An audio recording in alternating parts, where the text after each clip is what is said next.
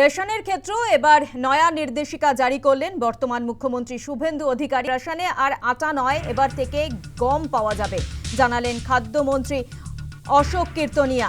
আপনাদের আরও একবার জানাবো, আটা নয়, এবার রেশনে গম, এমনটাই জানিয়েছেন খাদ্যমন্ত্রী অশোক কীর্তনিয়া।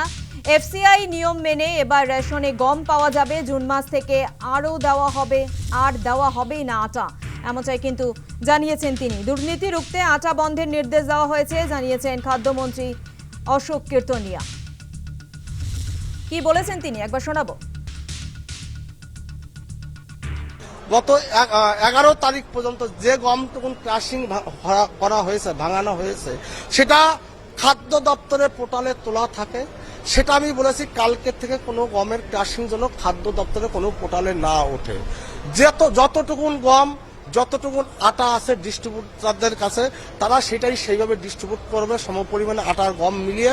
কিন্তু আগামী জুন মাস থেকে কোনো আটা রেশনের মাধ্যমে বিলি বন্টন হবে না। এফসিআই যে গম পাঠাবে সেই গমই পশ্চিমবঙ্গের আমজনতার মাধ্যমে বিলি বন্টন হবে। এবং যে লো ক্যাটাগরি খাদ্য দ্রব্য সামগ্রী দেয়া হচ্ছে, যে চালটা বাজারে দেওয়া হয় সে চালটা কিন্তু 41 টাকা 67 পয়সার চাল নয়। আমি আধিকারিকদের বলে আসছি, কোনো কথা নেই, পশ্চিমবঙ্গের আমজনতার খাদ্যের সাথে কোনো কম্প্রোমাইজ নেই। আমি ভিজিটে যাব, কখন কোথায় যাব কোনো আধিকারিককে বলে যাব না।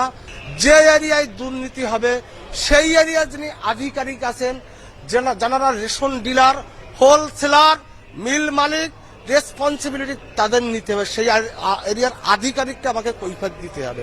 বিগত দিনে যেটা হয়েছে দীর্ঘ 15 বছর যাবত, সেটা পশ্চিমবঙ্গে হবে না, এটা আমি আপনাদের কমিটমেন্ট করে গেলাম।